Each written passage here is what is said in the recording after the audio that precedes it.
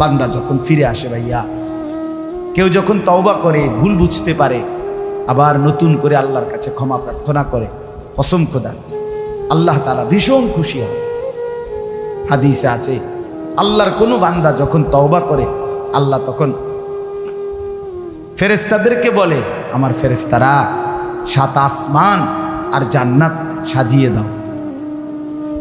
ফেরেশতারা জান্নাত সাজায়, আসমান সাজায়। ফেরেশতারা ডেকে বলে, রব্বুল আলামিন কি হলো যে কারণে আসমান সাজাইলেন, জান্নাত সাজাইলেন? রব্বুল আলামিন তখন বলে, আসলাহাল আবদু মাওলাহু, এক ভেগে যাওয়া গোলাম আজকে তার মনিবের সাথে সম্পর্ক ঠিক করে ফেলেছে।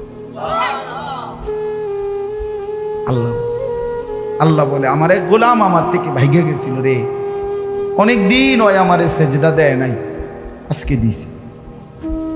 অনেকদিন সে আমারে ডাকে নাই, আমি খুব কষ্ট পাচ্ছিলাম। আমার বান্দা আমার হাতে গড়া, আমার দেওয়া নাক, চোখ, কান, আমার দেওয়া জবান, আমার দেওয়া জিহ্বা, আমার গড়া বান্দা আমারে ভুলে আমার থেকে ছুটে গেছে। আজ আমার সেই ভেগে যাওয়া বান্দা আমার কাছে ফিরে আসছে। লাল্লাহু আশাদ্দু ফারাহান বিতাওবাতি আবদি, নবী সাল্লাল্লাহু আলাইহি ওয়াসাল্লাম বলেন, আল্লাহ তাআলা ভীষণ খুশি হয় বান্দা যখন তওবা করে। এজন্য যুবক ফিরে আসো, নওজোয়ান ফিরে আসো, নিজের ক্ষতি করো।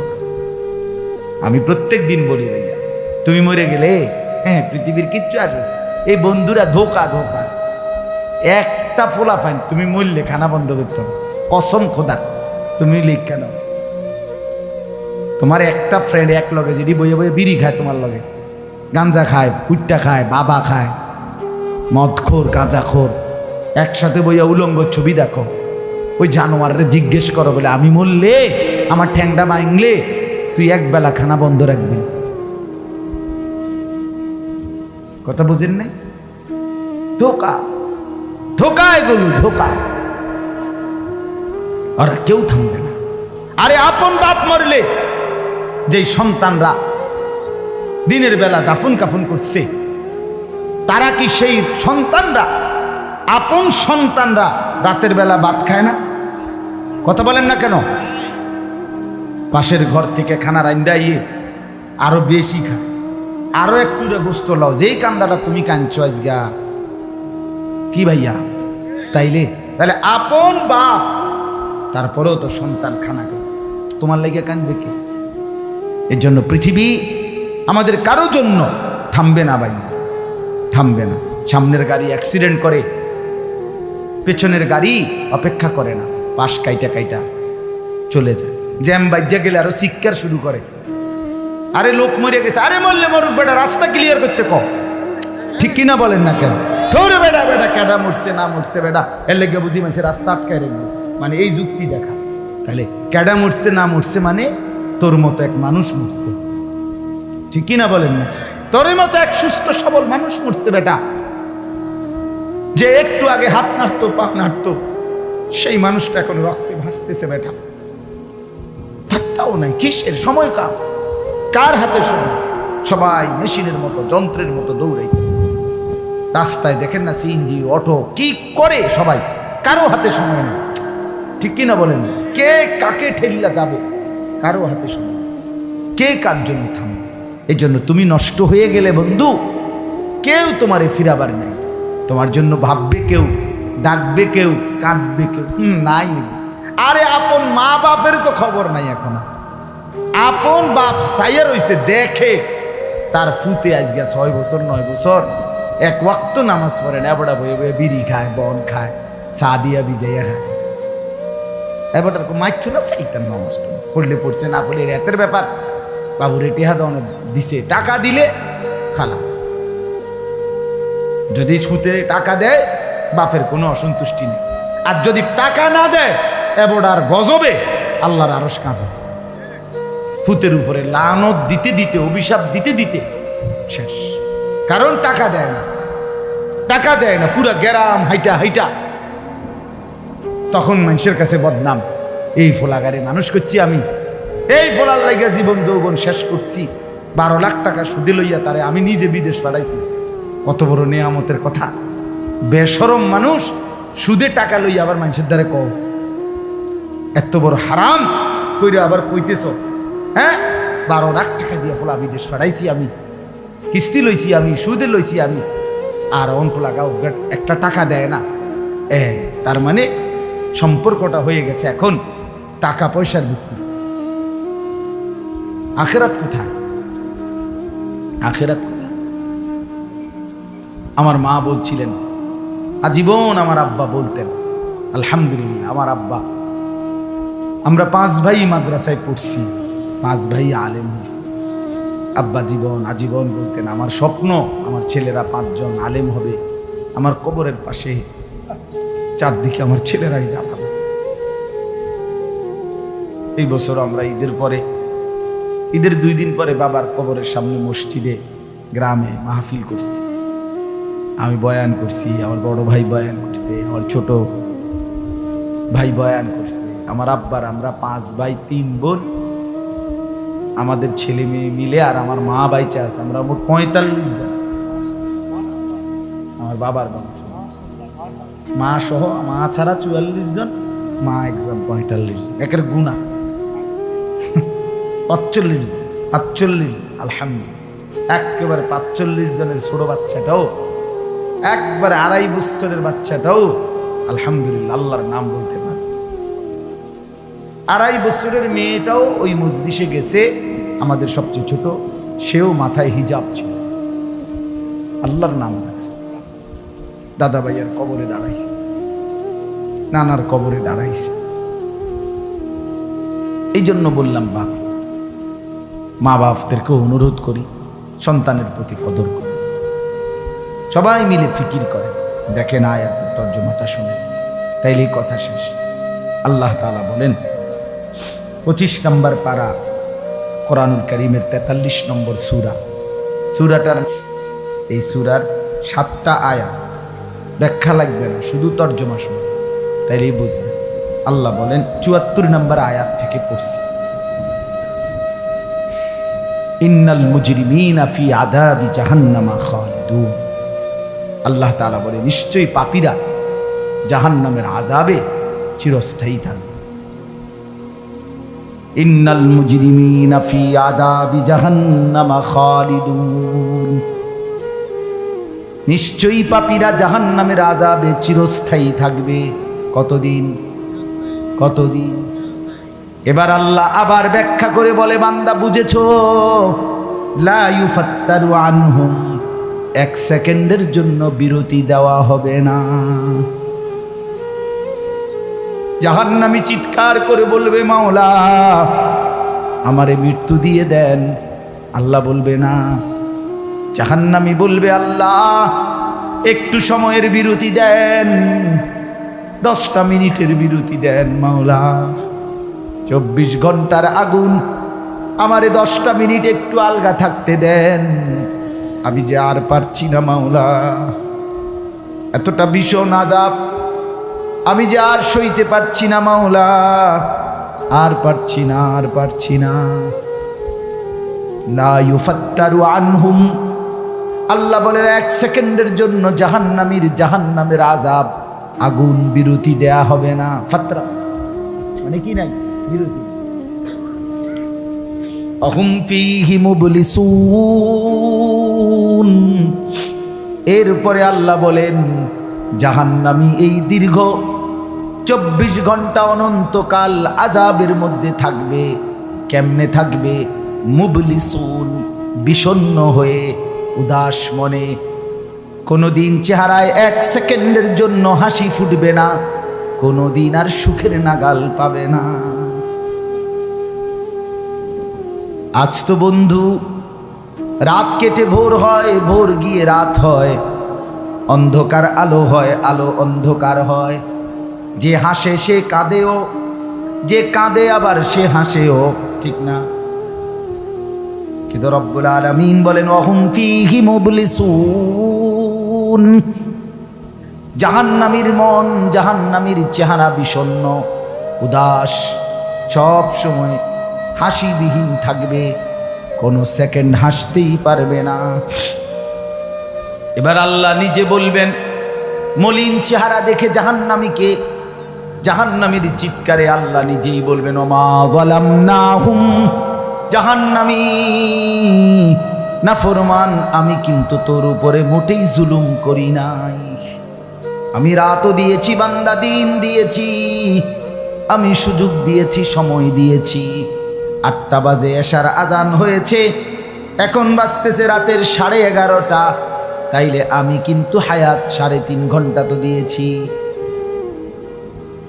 আর 4 এশার নামাজ পড়তে তো 3.5 ঘন্টা সময় লাগে না? লাগে। আমি তো ফজরের ওয়াক্ত আসার পরে ওয়াক্ত শেষ হওয়া পর্যন্ত প্রায় 1.5 ঘন্টা সময় দিছি।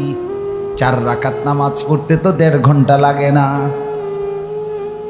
আমি তো জোহরের আজান হওয়ার পরে জোহরের ওয়াক্ত প্রায় 2.5 ঘন্টা, 2 ঘন্টা তো দিয়েছি। জোহরের নামাজ পড়তে তো বান্দা 2.5 ঘন্টা লাগতো না? হ্যাঁ। আসরের নামাজ 4 রাকাত নামাজ পড়তে তো 1.5 ঘন্টা লাগে না? তাহলে বলো না বান্দা আমি কি কোনো জুলুম করেছি কিনা বলো? মা যালামনাহুম, আমি বান্দা নাফরমান, আমি কিন্তু তোমাদের উপরে তাদের উপরে জুলুম করি নাই। ওয়ালাকিন কানু হুমুজ জালিমিন। আল্লাহ বলে বরং নাফরমান জাহান্নামী তুই নিজেই নিজের উপরে জুলুম করেছিস। তুই আমার রাতকে গান বাদ্য আর সিনেমার নর্তকীর নাচ গান আর উলঙ্গ ছবিতে শেষ করে দিয়েছিস। তুই আমার দিনকে গুনাহ, সুদ, ঘুষ আর অবৈধ উপার্জনের পিছনে শেষ করে দিয়েছিস, নিজেই জুলুম। এবার শুনেন, এবার আল্লাহ তাআলা বলে জাহান্নামী, এবার শুনেন আল্লাহ যখন এটা বলবে জাহান্নামী এই ভীষণ আযাবে একটা বিরতি নাই। এবার জাহান্নামের ফেরেশতাকে ডাকবে। জাহান্নামের দায়িত্বে প্রধান যে ফেরেশতা, ওনার নাম মালিক। ওনার নাম কি? মালিক ফেরেশতা। এই কোরআন ওনার নাম তাই। জাহান্নামী বলবে ওয়ানা দাউ ইয়া মালিক লিয়াকদি আলাইনা রাব্বুক। ওহো, আল্লাহ বলে জাহান্নামীরা, জাহান্নামের ফেরেশতা মালিককে ডাক দিবে ইয়া মালিক, হে মালিক শোনো না। ফেরেশতা একটু শোনো না। লিয়াকদি আলাইনা রাব্বুক, ফেরেশতাকে বলবে ফেরেশতা তোমার রব, তোমার আল্লাহকে একটু বলো না এমন কষ্টের আযাব না দিয়ে আমারে চিরতরে একবারে শেষ করে দিতে, আমি যে আর পারছি না। লিয়াকদি আলাইনা রাব্বুক, বলো না ফেরেশতা তোমার মাওলাকে বলো না, তোমার রবকে বলো না আমারে একদম শেষ করে দিতে, আমারে মৃত্যু দিয়ে দিতে, আমি যে আর পারছি না। এমনি সইব এত গরম, কেমনে সইব এত আযাব? ফেরেশতা তখন বলবে ক্বালা ইন্নাকুম মাকিসুন। ফেরেশতা বলবে না নাফরমান পাপী, এই জাহান্নামী তোকে অপেক্ষা করতে হবে, মৃত্যু হবে না। আল্লাহ বলবেন লাকাদ জিনাকুম বিল হক, আমি তো বান্দা সত্যের বাণী, সঠিক বাণী বারবার তোমার কাছে নিয়ে এসেছিলাম। একবার বেলায়েতুল্লাহ বলছে, একবার আনিসুর রহমান বলছে, বারবার বারবার বারবার আমার কত বান্দা দিয়ে, কত ইমাম, কত খতিব, কত আলেম, কত বুজুর্গ দিয়ে আমি তো সত্যের বাণী, কোরআনের বাণী, এই জাহান্নামের কথা বারবার তোর কাছে বলাইছিলাম বান্দা। ওয়ালাকিন্না আকসারাকুম লিল হাক্কি কারিহুন, কিন্তু তোমরা তো অধিকাংশই আমার সত্যের আহ্বান, আমার কোরআনের আহ্বানকে অপছন্দ করেছ। পাত্তা দিছ এত মাতিস কই বই মাতিস তাই আছে না? এমন ব্যর্থ হইছিল কথা বলে না। অনেক বুড়া মানুষও আছে, বুড়া মানুষ। আর রাখো হুজুররা যত কয় এত না, কিছু কইতে লাগলে বাড়াইও কয়বে না হুজুররা, কথা বলেন না কেন? আরে রাখ, আল্লাহ ভরসা বেটা, আল্লাহ ভরসা কিতা, আল্লাহ ভরসা কিতা মানে আল্লাহ কি, আল্লাহ কি হিসেবে ভরসা এটা বুঝাই। আল্লাহ বলছে বান্দা তুমি বিড়ি খাইতে থাকো আমি ভরসা, আমি আল্লাহ বলছে নাকি? তুমি টেলিভিশনে নাচ গান প্রত্যেক দিন বিকালে নর্তকী দেখো আমি ভরসা, এটা নিয়ে আল্লাহ বলছে। আল্লাহ আমি কিতা বললেন কি আল্লাহ ভরসা কি বুঝাইতেছেন? হ্যাঁ, আল্লাহ ভরসা মানে কি? মানে আপনি গুনার উপরে মৃত্যু পর্যন্ত টিকে থাকবেন আর আল্লাহ ভরসা, এটাই না? নবী সাল্লাল্লাহু আলাইহি সাল্লাম সুপারিশ করবেন মানে কি? নবীজি সুপারিশ করবেন এই কথার অর্থ কি? এই কথার অর্থ এই যে উম্মত তুমি বিড়ি সিগারেট মদ জুয়া চুরি ডাকাতি জিনা ব্যভিচার নাচ গান সুদ ঘুষ তোমার যে দুর্শল্যগুলা মৃত্যু পর্যন্ত শেষ মুহূর্ত পর্যন্ত তুমি করতে থাকো, আমি সুপারিশ করে করে তোমার ব্যস্ত, এই তো অর্থ না? তো কি তা আপনি বলেন আমারে কি আসলে কি?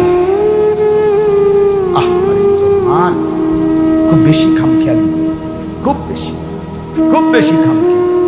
এবার দেখেন একটা শক্ত কথা আল্লাহ বলছে, আম আবরামু আমরান ফাইন্না মুবরিমুন। আল্লাহ বলে জালেমরা পাপীরা তোরা আমার আযাব থেকে বাঁচবার কোনো ব্যবস্থা করেছো কিনা তোমরা ঠিক করো। ফাইন্না মুবরিমুন, আমি তোমাগরে কেমনে ধরবো, শাস্তি দেব কি কি, এগুলো আমি আল্লাহ আমার গুলো ঠিক করে ফেলেছি। যে আম আবরামু আমরান, তারা কি কোনো ব্যবস্থা করেছে কিনা জিজ্ঞেস করেন। ফাইন্না মুবরিমুন, আমার ব্যবস্থা আমি করে। বুঝেন নাই কথাটা? আল্লাহ বলেন আমার শাস্তি দেব কি কি, আমার আযাব দেব কি কি, আমি সব ঠিক করে রাখছি জাহান্নামে। তুমি বান্দা বাঁচবা কেমনে, তোমারটা তুমি ঠিক করছো কিনা বলো। এবার শেষ আয়াত, আম ইয়াহসাবুনা আন্না লা নাসমাউ সিররাহুম ওয়া নাজওয়াহুম। আল্লাহ বলে নাফরমান পাপীরা জালেমরা দুশমনরা মনে করে আমি তাদের গোপন কথা, অন্ধকারের গোপন পরামর্শ, একেবারে চুপচাপ নিরিবিলি কথাগুলো আমি শুনতে পাই না। কেন এয়ারফোন লাগাই রাখছে না, কানের মধ্যে দুটা বল্টু লাগাইলে তার আল্লাহ শুনে না, কথা কয় না। হ্যাঁ, আল্লাহ জিজ্ঞেস করছে তুমি এই ভাবছো না, তুমি যে কানের মধ্যে গান শুনবার টাইমে এয়ারফোনের বল্টু লাগাইয়া রাখো, তুমি মনে করছো না ফরমান মাইনসে না শুনে না, তো মাইনসে যখন শুনে না আমিও শুনি না নাকি? জবাব দেন, ওই যুবক বলো না মিয়া, মাটির নিচে কিংবা অন্ধকারে অথবা একাকী কোনো গোপন জায়গায় তুমি যেই অসভ্যতা করছো, যেই ভিন নারীর সাথে কথা বলছো, বন্ধুদের অসভ্য আড্ডা দিচ্ছ, তুমি মনে করছো গ্রামের কেউ দেখে না, গ্রামের কেউ জানে না। আল্লাহ বলে তাহলে তুমি কি এই ভেবেছ যে আমি আল্লাহও জানি না? বালা, হ্যাঁ, আল্লাহ বলে আমি জানি, আমি শুনি, আমি দেখি। আর অরসুলুনা লাদাইহিম ইয়াকতুবুন, আমার পক্ষ থেকে মনোনীত ফেরেশতা ডান কাঁধে বাম কাঁধে, তারা কিন্তু সাথে সাথে 24 ঘন্টা ইয়াকতুবুন লিখতেছে কি না বলেন? ডান কাঁধের আর বাম কাঁধের ফেরেশতাকে তুমি তোমার থেকে আড়াল করবা কেমনে? বলেন না কেন? কেমনে আড়াল করবে? সুযোগ আছে কারো? আল্লাহ আমাদেরকে বুঝতে। অতএব বাপ, জাহান্নামীর আত্মচিৎকার শুনলে না, জাহান্নামী আল্লাহকে ডাকবে, জাহান্নামী ফেরেশতাকে ডাকবে, জাহান্নামী একটু আযাবের হালকা করতে চাইবে, জাহান্নামী মৃত্যু কামনা করবে, জাহান্নামী কতভাবে যে বাঁচতে চাইবে, কিন্তু কসম আল্লাহ বাঁচতে পারবে। এই জন্য দয়া করে রাত গভীরে মেহেরবানি করে চলেন প্রত্যেকে, ইনশাআল্লাহ সিদ্ধান্ত শেষ পর্যন্ত যে কয়জন যুবক টিকে রইলা, বসে রইলা, ভাইয়া তোমাদের কাছে আজকের থেকেই বদলাও ভাইয়া। আগামী দিনে মুসলমানের জন্য, ইসলামের জন্য খুব বেশি যুবকের দরকার। তোমরা না আগাইলে, তোমরা না ফিকির করলে আগামী দিনে ইসলামের জন্য লড়বে কে? সারা পৃথিবী ইসরায়েলের ইয়াহুদিদের জুলুম অত্যাচার এখনো তো শেষ হয়। সেই গত বছর অক্টোবর মাসে ফিলিস্তিনের মুসলমানদের উপরে বোম্বিং অত্যাচার শুরু হয়েছে। অক্টোবর, নভেম্বর, ডিসেম্বর, জানুয়ারি, ফেব্রুয়ারি, মার্চ, এপ্রিল, আজকে 7 মাস চলতেছে, এখনো বন্ধ হয়। আজকে 7 মাস যে মানুষগুলো যাদের কোনো ঠিকানা নাই, নারী, পুরুষ, বাচ্চা, কোলের বাচ্চা, বলেন ভাই 7 মাস তারা কি পরিমাণ মানবেতর জীবন যাপন। এই রমজানেও ফিলিস্তিনের মাসুম বাচ্চা খাবারের অভাবে, ইফতারের অভাবে ঘাস চাবাইছে। এটাও তো ছবি আছে, ঘাস চাবাইছে। আমার বাচ্চাটা 2.5 বছর, একটা মেয়ে আমার সাথেই ঘুমায় রাত্রে, প্রায় সময় রাত্রে উঠা এই 2 ঘন্টার হঠাৎ উঠে পানি খাবো, পানি সবসময় আমার বালিশের পাশে, খাটের পাশে পানি রাখি। তাহলে আমার এই ছোট্ট মাসুম বাচ্চা যখন পানি চায়, ফিলিস্তিনের এই ছোট বাচ্চা যদি তার মার কাছে পানি চায়, সে মা থেকে পানি দেবে। আমার ছেলেটা 6 বছর 7 বছরের, ওরা দুইজনই, ছোট মেয়েটা আর ছেলেটা সারাক্ষণ বাসা একবার এটা খাই, এটা খাই। আমার এই কত সময়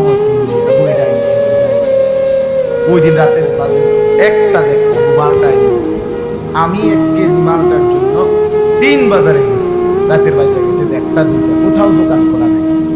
আমি দেখলাম বাসায় আমার ছেলেটাও মেয়েটাও ছোট অসমান।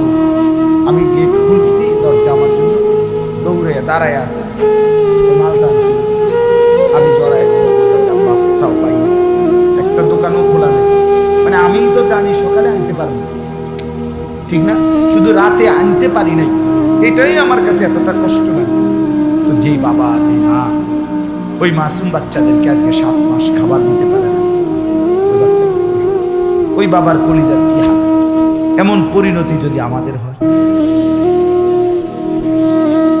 এমন পরিণতি যদি তোমার ছেলের বেলায় হয়, বলো যুবক, তোমার বিয়ের পরে থেকে যদি শুরু হয়, তোমার বাচ্চা হওয়ার পর থেকে যদি শুরু হয়, তখন কি হবে? এজন্য আল্লাহকে নারাজ না করো, আল্লাহকে নারাজ না, দয়া করে ফিরতে চাই, ফেরাইতে চাই, নিয়ত করি ইনশাআল্লাহ। ঠিক আছে না? ইনশাআল্লাহ নতুন করে ভাবো, সবাই একসাথে ভাবা পারবা না। যে যুবকদের ফিকির আছে, বুঝ আছে, দিমাগ আছে, তুমি নামাজ পড়ো, ইনশাআল্লাহ ভালো হবে। মোবাইল প্রয়োজনে ব্যবহার করো, যার যেটুকু প্রয়োজন এটুকুই দেব। শুধু শুধু নারীর ছবি, নাচ, গান, অস্থির দৃশ্য কোনো দরকার নেই। আর হিম্মত করে নামাজ, মরিবাসী এত বেজ্জতি কথা শোনার চাইতে, এত কষ্টের চাইতে, পরকালের অশান্তির চাইতে নামাজ পড়বো আমরা। দেখবেন ছেলেরা, তোমরাও হিম্মত করে শুরু করলে 5 ওয়াক্ত নামাজ ওষুধের মতোই মনে করো, বিষ ওষুধ, তিতা ওষুধের মতো। দেখবে 1টা মাস যদি কেউ জন্মা যে মরিবাসী নামাজ পড়বই, কসম একসময় এটা মজাদার হয়ে যায়।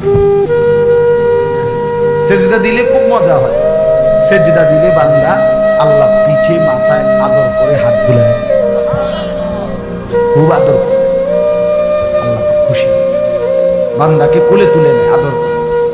এই জন্য আমরা দয়া করে ইনশাআল্লাহ নামাজ পড়ি।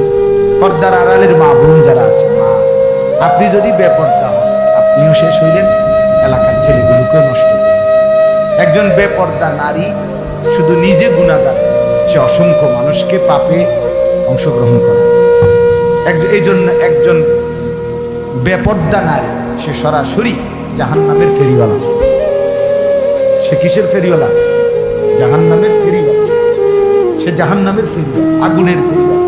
কারণ সে তো তার রূপ যৌবন দেখাইতেছে, ফেরিওয়ালার মতো পিছনে পিছনে ডাকতেছে অসংখ্য যুবককে, দেখো আমাকে, বরবাদ করো নিজেকে,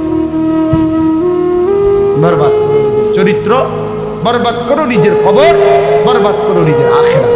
তাহলে সে গুনাহের ফেরিওয়ালা, সে জাহান্নামের ফেরিওয়ালা।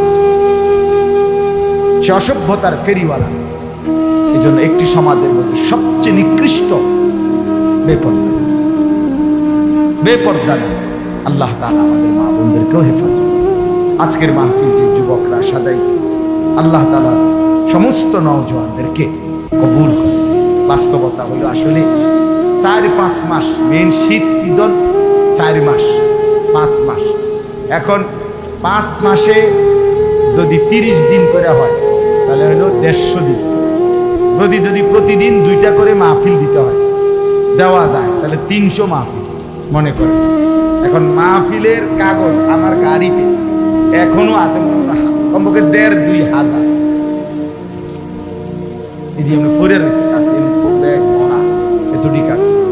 আমি কি করতে পারি? কেমনে দাও, কিভাবে দাও? আচ্ছা, সারা বাংলাদেশ তো নবীনগর কি বলে, ঠিক না? বাংলাদেশ মানে তো নবীনগর বলে। সারা দেশ থেকে এই মাহফিল নিয়ে কাবজা, কত মানুষের আবেদন, কাকুতি।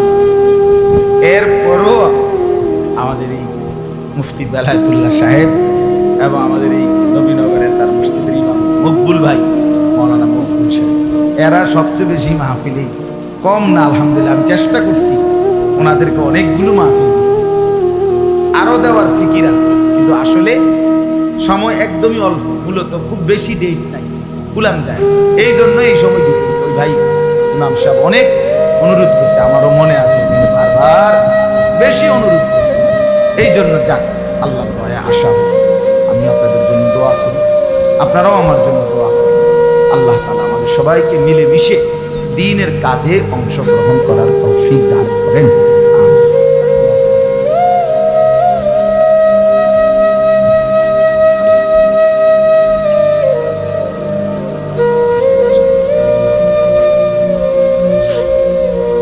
অনেক কষ্ট করে প্রবাসী যে বিদেশি ছেলেরা, আমি নিজ চোখে দেখি।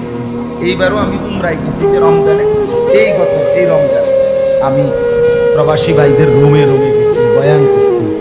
এই 12 জন, 14 জন, 16 জন, 20 জনের রুম, হালাকা। এবার বেলা হালাকা কাকিয়া, ওখানে গিয়ে বয়ান করছি। এবার এই আমগো প্রবাসী বাংলাদেশি, আর এই অনেক কষ্ট করে 12 ঘন্টা 14 ঘন্টা ডিউটি চলে। এরপরে আপনার এই ছোট্ট একটা রুমের মধ্যে 14 জন 16 জন একসাথে ঘুমায়, নিজেরা রান্না করে খায়, নিজেরা। ঠিক আছে, কথা বলবো। এই জন্য এরা অনেক কষ্ট করে। এই কসবার এক ছেলে, আমি এক মাস এবার আমার এইবার রমজান জড়ায় ধরা আমার কানছে অনেক, বিদেশ মক্কায়। ছেলেটা আমারে বলতেছে, হুজুর আমি 8 বছরে আজকে বিদেশ করি। এই 8 বছরে কোনোদিন এই বিদেশে একজন ভালো ডাক্তার কোনো শরীরে কোনো রোগ সুখের জন্য দেখাই। কয়েকজন ডাক্তার যদি দেখাই, তাহলে হেরার যে ওষুধ টষুধ দিবে আমার 15-20 হাজার টাকা চলে যাবে। তাইলে আমি বাড়ির টাকাটা পাঠাবো কেন? এই জন্য ব্যথা বেদনার একটা ট্যাবলেট খাইয়া করে থাকি। আর এই কলজার মধ্যে জমাইয়া টাকাগুলো সব বাড়ি। ছেলেটা আমারে খুব কাঁদছে, আমার পোলাটার কথা মনে। সে আমারে বলছে, আমি আজকে 8 বছরের কসম আল্লাহ এই মক্কায় বলতেছি, সুখ নিজের আনন্দ বলতে কি জিনিস আমি আজকে 8 বছরে কোনোদিন দেখি। সবটা দিয়ে দিছি পরিবারের জন্য, মানে বাড়ি, শুধু কোন রকম মানবেতর, কোন রকম মানে কোন রকম জিন্দিগিটা কাটাই, বিদেশে পড়ে আছি। কিন্তু এরপরে বাবা এতটা কষ্টের টাকা পাঠাবার পরে যেই স্ত্রী, যেই বিবি বাজারে বাজারে ঘুরে, বেপর্দা করে, মোবাইলে সারাদিন রাত পড়ে থাকে, স্বামীর পবিত্র আমানত, নিজের ইজ্জত, নিজের সতীত্ব নষ্ট করে, পরকিয়া, ভিন কোনো পুরুষের সাথে অবৈধ কোনো সম্পর্ক করে, তার মতো অসভ্য, নির্লজ্জা, বেহায়া, অসভ্য নারী আল্লাহর জমিন আর কেউ হইতে পারে। তোর জন্য বেটি, তোর ছেলেটার জন্য, বাচ্চাগুলোর জন্য এই ছেলেটা, এই পুরুষটা আজ 6টা বছর, 8টা বছর, 12টা বছর বেটা বিদেশের জমিনে পড়ে আছে। বিনিময়ে তুই নিজের জিন্দেগি নষ্ট করে দিলা, স্বামীর পবিত্র আমানত নষ্ট করে দিলা তুমি। এই জন্য দয়া করে আমার কথাটা যদি একটু শক্ত হয় মাফ করে দিয়ে নাও, কিন্তু প্রবাসী বিবিদেরকেও বলি, বোন দয়া করে নিজের ইজ্জত আব্রু সতীত্ব, নিজের চরিত্রের হেফাজত কষ্ট করে হলেও, আপনার জন্য স্বামী বেচারা কষ্ট করে, আপনিও তার জন্য কষ্ট করেন, মিলেমিশে সবর করিলে, চরিত্রের হেফাজত করিলে একদিন দুইজনই জান্নাতি। ছেলেরা যারা তোমাদের বাপ বিদেশ, তোমরাও ভাইয়া একটাবার দেখে আইসো কি কষ্ট করে। এই জন্য দয়া করে কষ্টের এই রক্ত পানি করার টাকা শুধু শুধু মোবাইল টিপ্পা, উলঙ্গ ছবি দেখা, নর্তকীর নাচ গান দেখে ভাইয়া নষ্ট করো। এত বড় জুলুম বাপের উপরে কইরো না, আল্লাহ সইবেন। এত বড় জুলুম কইরো না, একদিন তুমি কষ্ট পাই, একদিন তোমার উপরে এই মুসিবত আসবে। আল্লাহ আমাদের ছেলেদেরকে হেফাজত করে।